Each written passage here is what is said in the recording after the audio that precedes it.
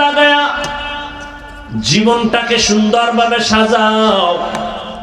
মাত্র 8 থেকে 10টা বছর মোবাইলটাকে পানির মধ্যে ফেলে দাও। ভালো করে লেখাপড়া করে সুন্দর চরিত্র নিয়ে আবার দাঁড়াও, ডাক্তার হও, ইঞ্জিনিয়ার হও, ওসি ডিসিএসপি হও। গোটা দুনিয়ার টাকাওয়ালা তোমার কদমে মাথা নত করতে বাধ্য হবে। তুমি টাকা খুঁজো কেন? গোটা দুনিয়ার টাকাওয়ালারা তোমাকে খুঁজবে। মিথ্যা বলছি? ডাক্তার জাকির নায়েকরে কে না চিনে, কে না জানে? সারা দুনিয়াতে এত মোহাব্বতের মানুষ, টাকার বাহাদুরিতে না, ক্ষমতার বাহাদুরিতে না, একমাত্র সুন্দর আদর্শ আর সুন্দর চরিত্র। হোমিওপ্যাথিক ডাক্তার, গোটা দুনিয়া পাগল টাকার গরমে।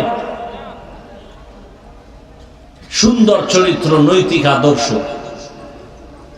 তুমি যদি সিলেটের সব থেকে বড় ধনী হও আর অক্সফোর্ড বিশ্ববিদ্যালয়ের থেকে যদি তুমি 50টা ডিগ্রি নাও আর চরিত্র যদি খারাপ হয়, জুতার বাড়ি ছাড়া তোমার কপালে কিচ্ছু নেই।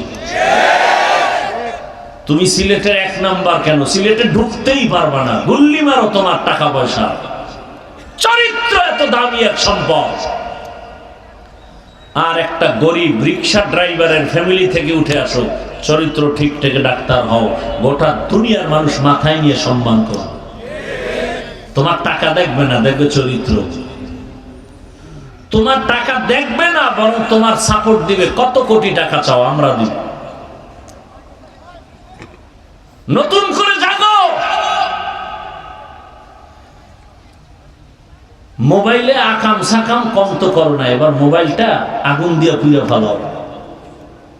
যে না, 5-7টা বছর একটু কষ্ট করে লেখাপড়া করি, চরিত্রটা ঠিক রাখি, দেখবা এই দুনিয়ার নেতৃত্ব তোমার হাতের মুঠোয় চলে আসবে। তুমি ভয় পাও কাকে?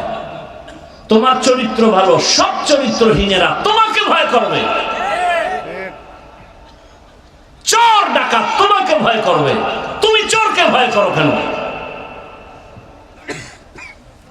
কিসের অভাব? হ্যাঁ, তোমার চরিত্রের অভাব। মা বাবার সাথে তোমার ব্যবহার ভালো নাই, এ কারণে তোমার কপালে শান্তি আসবে কিনা তুমি নিজেই ভয়ে আছো।